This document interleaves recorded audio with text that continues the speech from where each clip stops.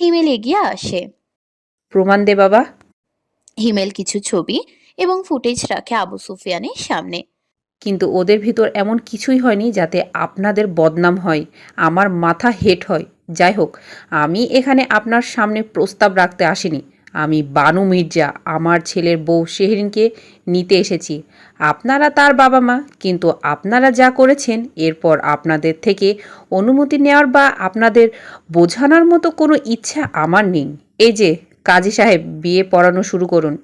বানু মির্জার কথা শুনে সবাই চুপ থাকলো, যেন কারোর মুখে কোনো কথা অবশিষ্ট নেই যেটা উপস্থাপন করা যায় এই মুহূর্তে। নূরবানু শিকদার এগিয়ে এলেন কায়ানের দিকে। শিমুল তা দেখে বলল, আম্মা, আমিও রাজি। ভাইয়ার সাথে শিরিনের বিয়েতে আমার কোনো অমত নেই। নূরবানু শিকদার আর কিছু বলতে পারলেন না। আবু সুফিয়ান না চাইতেও সাক্ষী রইলেন। বিয়ে পড়ানো হলো আবার। বিয়ে পড়ানো শেষ হলে কায়ান মায়ের দিকে তাকায়। আম্মা বেগম, সেরিনের অবস্থা ভালো না, আমি ওকে হসপিটালে নিয়ে যাব। ঠিক আছে, চলো, আমিও যাব। বাকিরা ধীরে ধীরে আসুক। কায়ান আর এক মুহূর্ত দাঁড়ালো না সেখানে। সেরিনকে এবং মাকে নিয়ে বেরিয়ে গেল। নূরবানু শিকদার তখনও মুখে আঁচল চেপে কাঁদছেন। মেয়েটাকে না মেরে বানু মির্জার মতো শক্ত হাতে সব সামলাতে পারতেন তিনিও, কিন্তু তিনি তা না করে মেয়েটাকে কুকুরের মতো পিটিয়েছে। মাকে এভাবে কাঁদতে দেখে শিমুল এগিয়ে যায়। আহি এবং জেবরান সবার জন্য পানির ব্যবস্থা করে। চট্টগ্রামের ঢালু পথটা রাতে নিস্তব্ধতাকে চিরে এগিয়ে চলেছে কায়ানের গাড়ি। শহরের আলো আঁধারের ভেতর দিয়ে কাছের জানালায় ভেসে উঠছে অস্পষ্ট ছায়া। আর ভেতরে সময় যেন থমকে আছে এক অসহায় মুহূর্তে। সেরিনের মুখশ্রী ততক্ষণে নীলছে ক্লান্তির আভায় ঢেকে গেছে। শরীরের যন্ত্রণা তাকে আর সোজা হয়ে বসে থাকতে দিচ্ছে না। কাঁপা কাঁপা হাতে সে বানু মির্জার শাড়ির আঁচল শক্ত করে ধরে ফেলে, যেন সেটাই তার একমাত্র আশ্রয়। বানু মির্জা নিচের দিকে তাকাতেই মেয়েটির ভেঙে পড়া অবস্থা দেখে বুকের ভেতরটা হাহাকার করে ওঠে। মাতৃত্বের গভীর টান, দায়বদ্ধতার ভার, সব মিলিয়ে তার চোখের কোণ ভিজে আসে। কই, তারও তো একটা মেয়ে আছে। আহির সাথে তিনি এমনটা চাইলেও করতে পারতেন না। তিনি পরিস্থিতি আলতোভাবে সামলাতে চেষ্টা করতেন। আর মেয়েটাকে এভাবে মেরে সারাটা দিন ফেলে রাখা, এটা কি কোনোভাবে উচিত হয়েছে? সেরিন ধীরে ধীরে ঢলে পড়ে বানু মির্জার কোলে। ক্লান্ত গলায় কষ্ট মেশানো স্বরে বলে ওঠে, আন্টি, পারছি না বসে থাকতে। এক মুহূর্তও দেরি না করে তিনি সেরিনকে নিজের কোলে টেনে নেন। যত্নে মাথাটা স্থির করে রাখেন। গাড়ির পেছনের সিটে বানু মির্জার কোলে শুয়ে পড়ে সেরিন। মাথাটা আলতোভাবে তার কোলেই হেলে পড়ে আছে। বানু মির্জা ধীরে ধীরে তার চুলে হাত বুলিয়ে দিতে দিতে ফিস ফিস করে বলেন, শান্ত হ মা, আর কিছুটা পথ, আমরা চলে এসেছি। সামনের আসনে বসে কায়ান লুকিং গ্লাসে একবার তাকাতেই তার চোখ স্থির হয়ে যায়। সেরিনের ভাঙা অবয়ব, অসহায় মুখ, সবকিছু তার বুকের ভিতর তীব্র অস্থিরতা জাগিয়ে তোলে। হাতটা স্টিয়ারিং এ আরো শক্ত হয়ে যায়, আর গাড়ির গতি অচেতনেই বেড়ে যায়।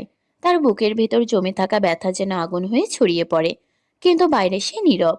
শুধু চোখে জমে থাকা অস্থিরতা আর অপরাধ বোধই কথা বলে যায়। অর্ধেক পথ পেরোতে না পেরোতেই সেরিনের শরীর আরো নিস্তেজ হয়ে আসে। যন্ত্রণাটা অসহনীয় হয়ে ওঠে। নিঃশ্বাসও যেন ভারী লাগে। বানু মির্জা আরো জোরে তাকে আগলে ধরে। কণ্ঠে তাড়নার ছাপ ফুটে ওঠে, বাবা, একটু দ্রুত চালাও, মেয়েটা আর পারছে না। কায়ান সেরিনকে নিয়ে বেরিয়ে গেলে সেরিনদের বাড়িতে নেমে আসে নিস্তব্ধতা। শিমুল বসে আছে বাবা মায়ের সামনে। আবু সুফিয়ান এবং নুরবানু শিকদার চুপচাপ বসে আছেন, তাদের মাথা নিচু। দুজনেই লজ্জায় আছেন নিজেদের কাণ্ডে। আম্মা, একটা ফোন তো করতে পারতেন আমাকে। তাকে বিয়ে দিয়ে এমন পর করেছেন যে আমার আর জেবরানের কথা ভুলেই গেছিলেন। শিমুল, কায়ান তোর ভাসুর, আমি চাইনি। চাননি বলে এরকম একটা ছেলের সঙ্গে শিরিনের বিয়ে দিতে চেয়েছিলেন? কাকুলি কাকির থেকে আমি সব শুনেছি। আপনি কিভাবে শিরিনকে মেরেছেন। শিরিনকে আদেও আপনার পেটের সন্তান আম্মা? নুরবানু শিকদার একটু চিৎকার করে উঠলেন, শিমুল, চিৎকার করিয়েন না আম্মা। আপনি জানেন হিমেল ভাই না থাকলে কালকের ভেতরে শিরিনকে পাচার করে দিত ওরা, খুঁজেও পেতেন না। হিমেল ভাই বিকালে বাড়িতে এসে সব খুলে বলে সবাইকে। গ্রামের মাতব্বর যাকে বলেন আপনারা, তিনি শিরিনের এসব কাজে মেহেরিনের ভাইকে সাহায্য করেছে। মেহেরিনের ভাই এবং বাপ মিলে শাহরিয়ারের সাথে হাত মিলে এসব প্ল্যান করেছে। শাহরিয়ার শিরিনকে রেপ করার হুমকি দিয়েছে জানেন। শিরিন যদি না করতো বিয়েতে, তবে সেদিনকে সবাই মিলে আপনাদের মেরে ফেলবে এই হুমকি দিয়েছিল শাহরিয়ার। কথাগুলো শুনে নুরবানু শিকদার কান্নায় ভেঙে পড়লেন। যাকে অমানুষের মতো পিটিয়ে এমন অবস্থা করেছেন, সে মেয়েটাই আপনাদের কথা ভেবে এই নরকে ছাপ দিতে চেয়েছিল। আবু সুফিয়ান চুপচাপ চোখের পানি ফেলছেন। আসলে এই মেয়েটার সাথে অজান্তেই কত অন্যায় করে ফেলেছেন। সেই ঋণের জায়গায় আমি হলে পারতে মা এইভাবে টর্চার করতে? শিমুলের কথা শুনে নুরবানু শিকদার মাথা তুলে তাকায়। এ এ কেমন প্রশ্ন শিমুল? আমি সব জানি মা। শেরিন আমার আসল বোন নয়। শেরিনের মা আমাদের খালার নীলিমা খাতুন, যে কিনা একটা ক্যান্সারে মারা যায়। আর তার বাবা বিয়ে করে। শেরিনের কেউ ছিল না তখন। 6 মাসে শেরিনকে আপনি নিয়ে এসেছেন এই বাড়িতে। নুরবানু শিকদার চিৎকার করে ওঠেন শিমুলের উপর। চুপ করো শিমুল। সেরিনকে আমরা কখনো সেই অভাব বুঝতে দিইনি। তাকে সর্বোচ্চ পড়ালেখা, সর্বোচ্চ ভালো জীবন দেওয়ার চেষ্টা করেছি। উপস্থিত সবাই চুপ হয়ে রইল। আহি জেবরানি সংবাদ শুনে খুব অবাক হলেও ওই সময়ে কিছু বলল না, কারণ পরিস্থিতি এখন প্রশ্নের জন্য উপযুক্ত নয়। হসপিটালে পৌঁছে কেটেছে প্রায় 2 ঘন্টা। কায়ান এবং বানু মির্জা উভয় অপারেশন সেন্টারের বাহিরে বসে। হসপিটালের আস্তে আস্তে সেরিন নিজের জ্ঞান হারায়। ডক্টর সেরিনার অবস্থা দেখে দ্রুতই সার্জারি করার জন্য নিয়ে যায়। কায়ান যেন নিস্তব্ধ এক কাঠের পুতুল বনে গিয়েছে। কি হচ্ছে কি হবে কিছুই বুঝতে পারছে না। সেরিনের জন্য ডক্টরদের চোখে মুখে যে ভয় কায়ান দেখেছে, সে ভয় তাকেও ভেতর থেকে ভেঙে চুরে গুটিয়ে দিচ্ছে। এই মুহূর্তে অপেক্ষা ছাড়া কিছুই নেই তার হাতে। কিছুক্ষণ পর ডক্টর বেরিয়ে আসে। বানু মির্জা এবং কায়ান উভয়ে বসা থেকে উঠে দাঁড়ায়। ডক্টরের চোখে মুখে চিন্তা স্পষ্ট। ডক্টর এগিয়ে গিয়ে বলেন। কথাটা বলে ডক্টর তার কেবিনের দিকে চলে যায়। কায়ানও পিছু পিছু ডক্টরের কেবিনে চলে যায়। ডাক্তারের চেম্বারের ভেতরটা নিস্তব্ধ। শুধু দেয়াল ঘরের টিকটক শব্দটা যেন সময়কে আরো ভারী করে তুলেছে। জানালার বাইরে শহরের আলো আধারে ভেসে আসছে, কিন্তু ভেতরের বাতাসটা যেন জমে গেছে এক অদৃশ্য আশঙ্কায়। ডাক্তার কাগজপত্র গুছিয়ে একবার দীর্ঘশ্বাস ফেললেন, তারপর ধীরে সংযত কণ্ঠে বললেন। পেশেন্টের হাজব্যান্ড আপনি? জি। আমার সঙ্গে একটু আসুন।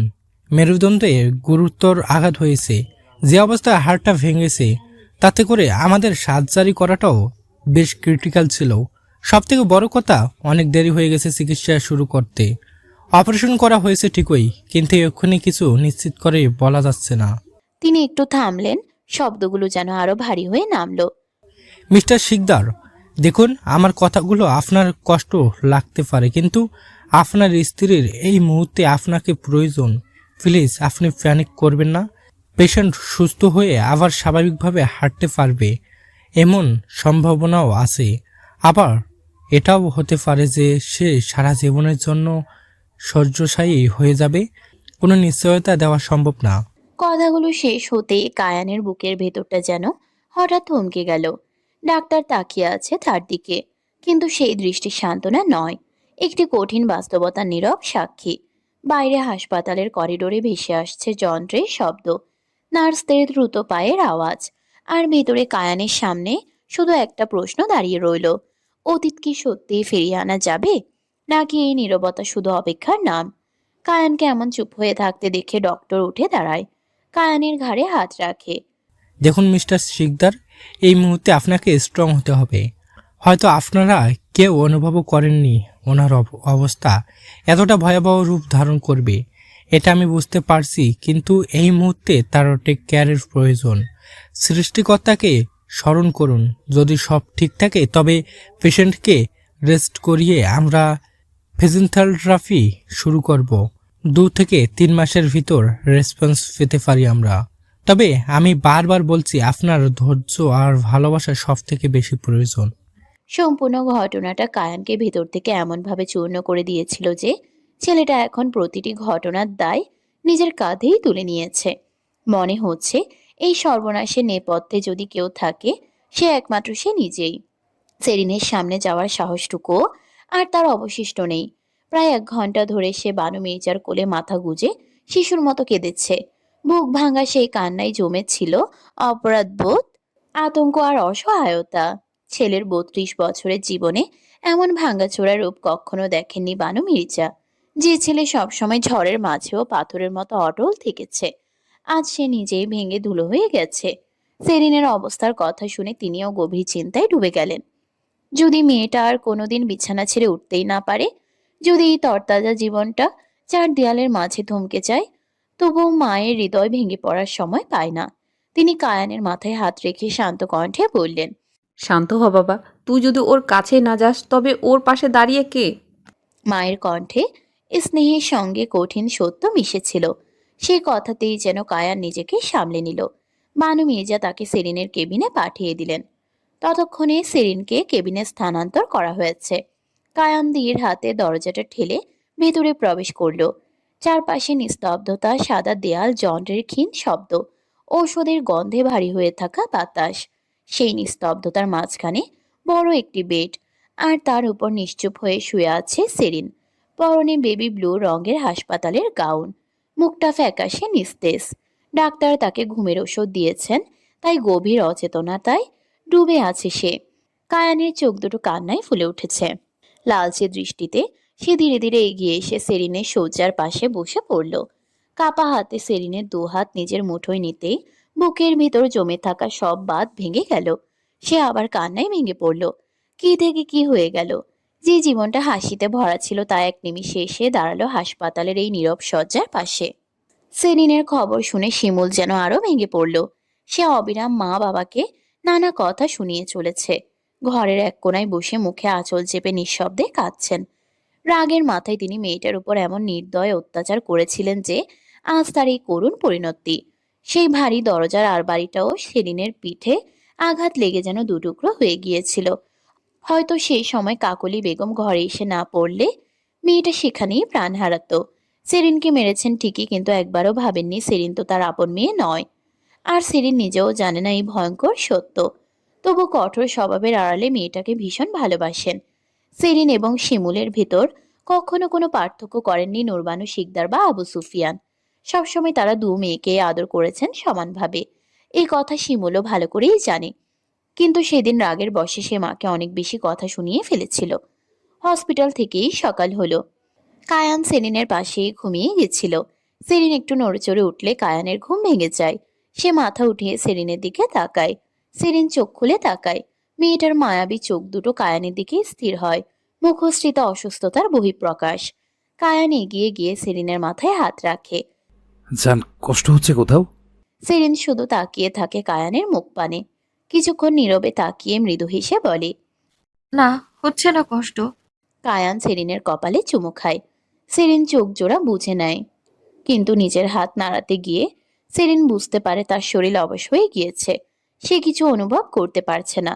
সেরিন আরো চেষ্টা করে, কিন্তু না, সে নিজের শরীর নড়াচড়া করতে পারছে না। সেরিন কায়ানের দিকে চায়। তার চোখে মুখে প্রশ্ন। কায়ান সেরিনের কপালে চুমু খায় ফের। রিল্যাক্স সেরিন, আমার কথাটা শোনো মনোযোগ দিয়ে। কি কথা? সেরিনের কণ্ঠে স্পষ্ট আতঙ্ক। কায়ান সেরিনের হাত দুটো আলতো করে ধরে নিজের দিকে ফেরায়। তোমার একটা ছোট্ট সমস্যা হয়েছে মেরুদণ্ডের হাড়ে। ডক্টর অপারেশন করেছে, কিন্তু সাইড ইফেক্ট হয়েছে সেরিন। জান আমার, আমি আছি তো, ভয় পেও না। তুমি সুস্থ হয়ে যাবে, শুধু আমাকে একটু সময় দাও। আমি আছি তোমার পাশে। কায়ান যদিও তাকে ভয় দেবার মতো কিছুই বলেনি, কিন্তু সেরিন ঠিকই বুঝতে পেরেছে তার সাথে কি হয়েছে। সেরিনের চোখ বেয়ে টুপটুপ করে পানি বালিশে গড়িয়ে পড়ে। কায়ান নিজের দু হাতে সেরিনের চোখের পানি মুছিয়ে দেয়। কিন্তু না, তুমি কাঁদলে আমি যে সইতে পারবো না। সেরিন চোখ বন্ধ করে নেয়। আপনি চাইলে আমাকে বাবা বাড়ি রেখে দিতে পারেন। আমি আপনাকে জোর করব না কায়ান। আমার জন্য নিজে জীবন নষ্ট। সম্পূর্ণ কথা শেষ করতে পারল না সেরিন, তার আগেই তার গালে পড়ল চড়। সেরিন ভয় পেয়ে যায়। এদিকে হাত পাও অবশ। কায়ানের যে চোখ দুটোতে এতক্ষণ ছিল দুঃখ আর মায়া, সেই চোখ দুটোই হঠাৎ করে হিংস্র হয়ে উঠল। সেরিনের কাছে গিয়ে কায়ান ওর গাল দুটো চেপে ধরে নিজের দিকে ফেরায়। আর একবার বলে সেসব কথা। যতটা সুস্থ আছিস অতটা অবশ করে দেব মেরে, বেয়াদব মেয়ে। আমি এখানে তোর চিন্তায় মরে যাচ্ছি, আর তুই কিনা জীবন আজীবনের কথা ভাবছিস। তুই জানিস আমার কি অবস্থা? খাওয়া নেই, গোসল নেই, তোর জন্য আমি কি করে বেড়াচ্ছি। বেয়াদব, আর একবার বলে সব কথা, তোর কবর আমি নিজে দেব। সেরিন চুপ হয়ে যায়। ভয়ও পেয়েছে সে। কায়ান হুট করেই সেরিনের ওষ্ঠদয় আঁকড়ে ধরে। সেরিন চুপ হয়ে যায়। কিছুক্ষণ পর কায়ান নিজেকে শান্ত করে সেরিনের থেকে একটু সরে আসে। সরি জান, তোমাকে মারতে চাইনি তো, কিন্তু তুমি আমাকে রাগিয়ে দিও না প্লিজ। সেরিন চুপচাপ থাকে। কায়ান সেরিনকে পাজা কোলে তুলে ওয়াশরুমে নিয়ে যায়। সেরিনকে ফ্রেশ করিয়ে সে রুমে নিয়ে আসে। ততক্ষণে ডক্টর উপস্থিত হয়। তিনি সেরিনকে ভালো করে পর্যবেক্ষণ করে। এরপর সেরিনকে একটা ইঞ্জেকশন দিয়ে দেয়। কিছুক্ষণ পর উনি নিজের হাত সহ বুকের নিচ থেকে পেট পর্যন্ত সচল অনুভব করবেন। অর্থাৎ ওনার কোমরের নিচ থেকে অবশ থাকবে, কিন্তু উপরের টুকুন কাজ করবে। আশা করছি এই ক্ষতটা ঠিক হলে নিয়মিত এক্সারসাইজ করলে ভালো রেসপন্স পাবো। আর পেশেন্টকে সব সময় খুশি রাখবেন মিস্টার মাহবুব, কারণ এসব পেশেন্টের বডি রেসপন্স করে তার বেঁচে থাকার আকাঙ্ক্ষার উপায়। উনি যত চাইবেন বেঁচে থাকতে, তত ওনার ইচ্ছা শক্তি ওনাকে সেরে উঠতে সাহায্য করবে। কায়ান ডক্টরের প্রতিটা কথা শুনল এবং সে মাথা নাড়িয়ে সম্মতি জানালো। ডক্টর বেরিয়ে গেলে কায়ান ফের সেরিনের পাশে গিয়ে বসলো। সেরিন ঘুমিয়ে আছে। বানু মির্জা ততক্ষণে খাবার নিয়ে এসেছেন। তিনি বাড়িতে গিয়েছিলেন রাতে। খাবার নিয়ে সকালে এলেন। কায়ানকে বসে থাকতে দেখে তিনি কায়ানের দিকে এগিয়ে এলেন। আব্বা, যাও বাড়িতে গিয়ে রেস্ট নিয়ে আসো, ততক্ষণ আমি আছি। না আম্মা বেগম, আমি বিকেলে ওকে নিয়ে একবার বাড়িতে যাব। তুমি আহিকার জেবরানকে বলো আমার বউ বাড়িতে যাবে, তার জন্য যেন আয়োজন করা হয়। বানু মির্জা ছেলের কথা শুনে চোখের পানি ধরে রাখতে পারলেন না। পুরুষ মানুষ এত ভালোবাসতে জানে। তিনি ছেলেকে জড়িয়ে ধরলেন। আব্বা, আমি জানি একদিন তোমাদের অনেক সুন্দর একটা সংসার হবে। মায়ের দোয়া কখনো আল্লাহ ফেরত দেয় না। চট্টগ্রামের বিকেল যেন পাহাড়, নদী আর শহুরে ব্যস্ততার মিলিত এক অনুপম কাব্য। পশ্চিম আকাশে সূর্য ঢলে পড়তেই সোনালি আলো এসে ছুঁয়ে যায় শহরের পাহাড়ি ঢাল, উঁচু নিচু পথ আর পুরনো ভবনের দেয়াল। দূরের বুকে আলো ঝিলমিল করে ওঠে, যেন জলের উপরে ছড়িয়ে আছে গলিত সোনা। রাস্তার দুধারে মানুষের ব্যস্ততা তখনও থামে না। কোথাও দোকানপাটে ভিড়, কোথাও চায়ের কাপে ধোঁয়া উঠছে, কোথাও আবার দিনের ক্লান্তি মুছে নিতে আড্ডায় মেতে উঠেছে মানুষ। পাহাড়ি পথ বেয়ে নেমে আসা হালকা বাতাসে লবণাক্ত সমুদ্রের গন্ধ মিশে থাকে, যাকে অন্য সব শহর থেকে আলাদা করে তোলে। আজানের ধ্বনি যখন চারদিকের কোলাহল চাপিয়ে ভেসে আসে, তখন বিকেল ধীরে ধীরে সন্ধ্যার কোলে ঢলে পড়ে। আকাশে কমলা, বেগুনি আর নীলের মিশ্র রং ছড়িয়ে যায়। আর তখন এক শান্ত মায়াময় রূপে নিজেকে মেলে ধরে। শিকদার নিবাস আজ সেজেছে ফুল এবং লাইটে। জেব্রা, নাহি এবং শিমুল মিলে সবকিছু আয়োজন করেছে। আশেপাশে সবাই জেনে গেছে কায়ান বিয়ে করেছে। তবে কাকে বিয়ে করেছে এটা কেউ জানে না। শিমুল আজ ভীষণ খুশি। নুরবানু, শিকদার এবং আবু সুফিয়ানও এসেছেন। তবে তারা হসপিটালে যায়নি। শিমুল যেতে দেয়নি। প্রথমত সেরিনকে বিকালে বাড়িতে আনা হবে, আর দ্বিতীয়ত কায়ানের রাগ সম্পর্কে শিমুল অবগত। সে চাইছে না মা বাবাকে কোনো প্রকার কথা শোনা কায়ান। ওরা বাড়িতে ফিরুক, এরপর দেখা যাবে সব। হসপিটালে সেরিনের সম্পূর্ণ পোশাক কায়ান একে একে বদলে দিয়েছে। সেরিন ভীষণ লজ্জা পাচ্ছে। লোকটা এভাবেই সবটা দেখে ফেলল। কায়ান নিজেকে সংযত করে সেরিনের সামনে বসে। সেরিন আপাতত একটা হুইল চেয়ারে বসে। ওর পরনে লাল রঙা একটা জামদানি শাড়ি, গলায়, হাতে, কানে কিছু সোনার গহনা, যেগুলো বানু মির্জা দিয়েছে। বানু মির্জা সেরিনকে হালকা মেকআপ করিয়ে দিলেন। সেরিনকে পুরো বউ বউ দেখাচ্ছে। কায়ান মৃদু হেসে তার সদ্য বিবাহিত বউকে কোলে তুলে নিল। চলো সেরিন, তোমার শ্বশুর বাড়িতে। সেরিন খানিকটা লজ্জায় কায়ানের বুকে মুখ লুকায়। শিকদার নিবাস আজ যেন আলোর এক রাজ্যে রূপ নিয়েছে। বিশাল বাড়িটার প্রতিটি কোণ ঝলমল করছে রঙিন বাতির কোমল আভায়। ছাদের কার্নিশ জুড়ে ঝুলছে ছোট ছোট আলোকমালা। দূর থেকে দেখলে মনে হয় রাতের আকাশের তারা নেমে এসে ঘিরে রেখেছে পুরো প্রাসাদটাকে। উঠান জুড়ে সাদা আর গোলাপি ফুলের সাজ। মাঝের মধ্যে টগর আর রজনীগন্ধার মিষ্টি সুবাস বাতাসে ভেসে বেড়াচ্ছে। সন্ধ্যার আকাশটাও আজ অদ্ভুত সুন্দর। দূরের কালচে মেঘগুলো ধীরে ধীরে জমে উঠেছে। বাতাসে বৃষ্টির সোদা গন্ধ। মাঝে মাঝে ঠান্ডা হাওয়া এসে ফুলের মালাগুলো দুলিয়ে দিচ্ছে। মনে হচ্ছে প্রকৃতিও যেন এই আয়োজনের অংশ হয়ে উঠেছে। দূরে কোথাও মৃদু বজ্রের গর্জন, আর তার মাঝেই বাড়ি ভর্তি মানুষের হাসি, আনন্দে চারপাশ জীবন্ত হয়ে আছে। এই পুরো আয়োজনের পেছনে রয়েছে আহি, জেবরান আর শিমুলের অক্লান্ত পরিশ্রম। সকাল থেকে এক মুহূর্তের জন্য তারা বসেনি। কখনো ফুলের সাজ ঠিক করেছে, কখনো অতিথিদের বসার ব্যবস্থা দেখেছে, আবার কখনো রান্নাঘরে গিয়ে সবকিছু তদারকি করেছে। বানু মির্জা খানিক আগে এসে পৌঁছেছেন শিকদার নিবাসে। বাড়ির ভেতরে পা রাখতেই তার চোখ জুড়িয়ে গেল। চারপাশের সাজসজ্জা দেখে তার ঠোঁটে তৃপ্তির হাসি ফুটে উঠল। ছেলে মেয়েদের এত আন্তরিক আয়োজন দেখে বুকের ভেতরটা আনন্দে ভরে উঠল তার। শিমুল তখন কুলার উপর ধান আর ধুকলা সাজাতে ব্যস্ত। হলুদের আভা মাখা ধান, লাল আলতার ছোঁয়া আর ফুলের পাপড়ি দিয়ে কুলাটা এমন যত্নে সাজানো যেন এক টুকরো শিল্পকর্ম। ঠিক তখনই নিঃশব্দে এসে তার পেছনে দাঁড়ালেন বানু মির্জা। বাহ, বেশ সুন্দর সাজিয়েছ তো। আগে থেকে জানতে কিভাবে সাজাই? শিমুল ঘুরে তাকালো, শাশুড়িকে দেখে মিষ্টি করে হেসে বলল, না আম্মা, আপনি যেদিন আমাকে বরণ করেছিলেন আপনার হাতের কুলাটা দেখেছিলাম। এত সুন্দর করে সাজানো ছিল যে আজও মনে আছে। আমি ওইভাবে চেষ্টা করছি। বানু মির্জার চোখে মুগ্ধতা ফুটে উঠল। বেশ সুন্দর হয়েছে। শিমুল তখন আবার ব্যস্ত কণ্ঠে বলল, আম্মা বেগম, আপনি শাড়িটা বদলে আসুন। ইতিমধ্যে সবাই জেনে গেছে কায়ান ভাইয়ের বিয়ে হয়েছে। সবাই এসেছে, আপনি একটা নতুন শাড়ি পরুন। বানু মির্জা মৃদু হেসে নিজের ঘরের দিকে চলে গেলেন। শিমুল আবার হাতে হাতে সবকিছু গুছিয়ে নিতে লাগলো। কারো পানির ব্যবস্থা করছে, কারো বসার জায়গা ঠিক করছে, আবার কোথাও ফুলের মালা বেঁকে গেলে নিজের দাঁড়িয়ে ঠিক করে দিচ্ছে। আহিয়া আজ বড্ড খুশি। মেয়েটা নিজেও খুব সুন্দর করে সেজেছে। হালকা সাজে তার মুখটা যেন আরো উজ্জ্বল হয়ে উঠেছে। চারপাশে এত আনন্দ, এত উচ্ছ্বাস দেখে তার চোখে মুখে প্রশান্তির আলো ছড়িয়ে যাচ্ছে। সবাইকে এতটা খুশি দেখে আবু সুফিয়ান নীরবে বসে ভাবছিলেন হয়তো তিনি ভুলছিলেন।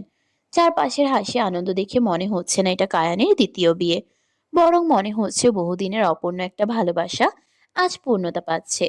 তার ভাবনার মাঝে এসে পাশে বসলো জেবরান। আব্বু, কিছু ভাবছেন? জেবরানের কণ্ঠে আবু সুফিয়ানের ধ্যান ভাঙল। তিনি ধীরে ধীরে সোজা হয়ে বসলেন। জেবরান মিষ্টি হেসে শ্বশুরের হাতে হাত রাখলো। আমি জানি আব্বু, আপনার হয়তো মানতে কষ্ট হচ্ছে। সেরিনের হাজবেন্ড আগে একটা বিয়ে ছিল, কিন্তু বিশ্বাস করুন সেই বিয়েটা কোনো বিয়েই ছিল না। আহির চোখে মুখে দেখুন কতটা আনন্দ। আম্মা বেগমও খুশি। সবাই খুশি কেন জানেন? কারণ শিকদার কায়ান মাহবুব আজ তার ভালোবাসার মানুষটাকে পেয়েছে। আমি জানি আপনি সেরিনকে নিয়ে চিন্তা করেন। শিমুল হয়তো রাগের মাথায় আপনাকে অনেক কথা বলেছিল, কিন্তু বিশ্বাস করুন আব্বু, সেরিন সুখী হবে। আমার ভাইয়া ওর জন্য একদম পারফেক্ট। আবু সুফিয়ান দীর্ঘশ্বাস ফেললেন। বাইরে টুপটাপ করে হালকা বৃষ্টি নামতে শুরু করবে হয়তো কিছুক্ষণ পরেই। ঠান্ডা বাতাস এসে ছুঁয়ে যাচ্ছে চারপাশ।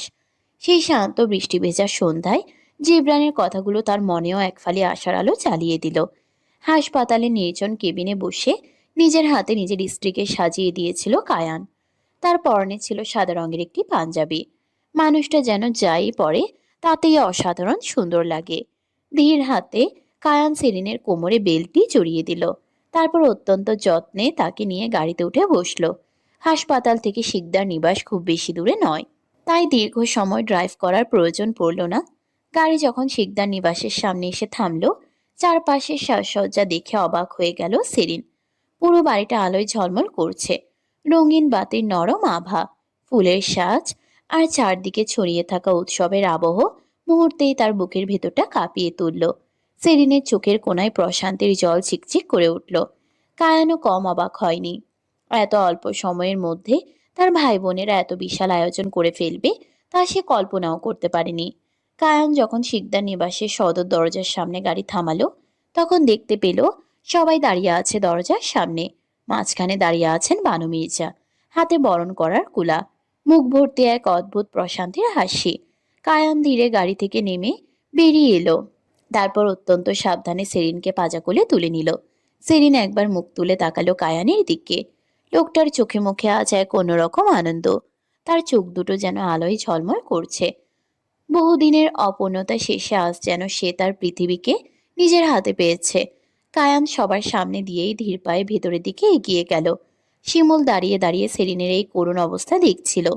মেয়েটার বুকের ভেতরটা হু হু করে উঠল, চোখে টলমল করে উঠল পানি। তবুও কোথাও একটুখানি শান্তি অনুভব করলো সে, কারণ এত বাধা, এত কষ্ট, এত রক্তক্ষরণের পরও শেষ পর্যন্ত ওদের ভালোবাসা সবার সামনে হার মানেনি, বরং সমস্ত অন্ধকার পেরিয়ে আজ নিজের জায়গা করে নিয়েছে। কায়ান সেরিনকে পাজা কোলে তুলে এগিয়ে এলো শিকদার নিবাসের দিকে। বানু মির্জা ভীষণ খুশি হয়ে ছেলে এবং ছেলের বউকে বরণ করলো। আশেপাশে ততক্ষণে মানুষ চলে এসেছে। সবাই জেনে গেছে বউ এসেছে। পাড়া প্রতিবেশী সেলিনকে দেখে খুব অবাক হয়েছে, সেই সাথে বেশ কানাঘুষাও করছে। বানু মির্জার চোখের ইশারায় কায়ানকে শান্ত থাকতে বলে। কায়ান সেলিনকে নিয়ে ভেতরে চলে যায়। ভেতরেও সুন্দর করে সাজিয়েছে ওরা। কায়ান সোজা হেঁটে নিজের রুমের দিকে চলে যায়, এমন সময় দরজা আটকে দাঁড়ায় আহি। এই যে, দাঁড়ান। ভাই আমার কোথায় যাচ্ছেন এত সহজে? কায়ান ভ্রুকুচকে তাকায়। রুমে যাচ্ছি। না না, এত সহজে তো না। আপনার রুম এত কষ্ট করে কোমর ব্যথা করে সাজিয়েছি আমি। আমাকে পারিশ্রমিক দিতে হবে, না হলে রুমে যাওয়া যাবে না। ততক্ষণে বানু মির্জা এসে বলেন। এই মেয়ে, দেখছিস না শেরিনকে নিয়ে দাঁড়িয়ে আছে, রাস্তা ছাড়। আম্মা বেগম প্লিজ, তোমার ছেলে কোটিপতি, আমার দিকে কিছু টাকা ছুঁড়ে মারলেও কিছুই হবে না ওর। এই ভাইয়া, টাকা দে। সেরিন, আমার গলা জড়িয়ে ধরো শক্ত করে। কায়ানের কথা শুনে সেরিন তাই করে। কায়ান বাম হাতে সেরিনকে ছেড়ে পকেট থেকে ওয়ালেট বের করে আহিকে দিয়ে দেয়। যা খুশি কর, শুধু আমার কাজগুলো সামলে। আহি তো টাকা পেয়ে দরজা ছেড়ে দেয়। সে মহা খুশি। কায়ানও মিষ্টি হেসে রুমে চলে যায়। লাল গোলাপ সহ লাভ বেলুন আরও লাল মোমবাতি দিয়ে সাজানো হয়েছে রুমটা। কায়ান সেরিনকে নিয়ে বিছানায় শুয়ে দেয়। শাড়ি বদলে দেবো জান? পরে বদলে দিয়েন। কায়ান সেরিনের কপালে চুমু খায়। ওকে। এরপর সেখানে উপস্থিত হয় কিছু মহিলা। কায়ান পেছনে শিমুলকে দেখে আর কিছু বলে না। মহিলাদের ভেতর থেকে কাজ নেই, তাই বেরিয়ে যায়। শিমুল এগিয়ে এসে সেরিনের পাশে বসে। কষ্ট হচ্ছে কোথাও? আহা, শিমুল মৃদু হাসে। ওনাদের তো চিনিস। সেরিন একটু মাথা ঘুরিয়ে দেখে। হ্যাঁ, এদেরকে সেরিন ভালো করেই চেনে। শিমুলের বিয়ের পর এরাই এসে নানান কথা শোনাতো। সেরিনও মাঝে মধ্যে জবাব দিত আর বলতো, এই বাড়িতে আমি জীবনেও বিয়ে করে আসবো না। নিজের বাচ্চামি দিনগুলোর কথা মনে পড়লে হাসি এসে যায় সেরিনের ঠোঁটে। সত্যি কি ঘৃণাই না করতো সে কায়ানকে। সেরিনকে দেখে ওরা সবাই কটু কথা বলেনি তা নয়, বলেছে অনেক কটু কথা, কিন্তু সেরিন ওদের কথাই পাত্তাই দেয়নি। উল্টো কিছু জবাব দিয়েছে, যার জন্য ওরা রেগে চলে গিয়েছে। শিকদার নিবাসের প্রশস্ত ছাদের এক কোণায় নীরবে দাঁড়িয়েছিল কায়ান। তার আঙ্গুলের ফাঁকে ধরা জ্বলন্ত সিগারেটের আগুন অন্ধকারে ক্ষীণ লাল আভা ছাড়িয়ে দিচ্ছিল। রাতের পাহাড়ি হাওয়া কেমন শীতল কোমল ছোঁয়ায় চারপাশ ভরিয়ে রেখেছে। দূরের পাহাড়ের উপর শহরটা মিটমিট আলোতে আলোকিত, যেন প্রকৃতির আঁকা কোনো নিঃশব্দ চিত্র। তবে আহামরি কোনো কোলাহল নেই। সময় সময় দু একটা গাড়ির শব্দ। আশেপাশে যেন নীরবতা আর শান্তি বিরাজমান। খোলা আকাশ জুড়ে ছড়িয়ে থাকা গোটা কয়েক তারারা মিটমিট করে চলছে। পাহাড়ি অঞ্চলের আকাশ সবসময়ই এমন নির্মল থাকে। শহরের কোলাহল, আলোক দূষণ আর ধোঁয়াটে বাতাসের স্পর্শ এখানে পৌঁছাতে পারে না। চারদিকে এক ধরনের গভীর প্রশান্তি বিরাজ করছে। অথচ সেই প্রশান্তির মাঝেও কায়ানের মন যেন ভারী হয়ে আছে। অজস্র অপ্রকাশিত অনুভূতিতে নিজের ভাবনায় ডুবে থাকা কায়ান হঠাৎ কাঁধে কারোর স্পর্শ অনুভব করে পেছন ফিরে তাকালো।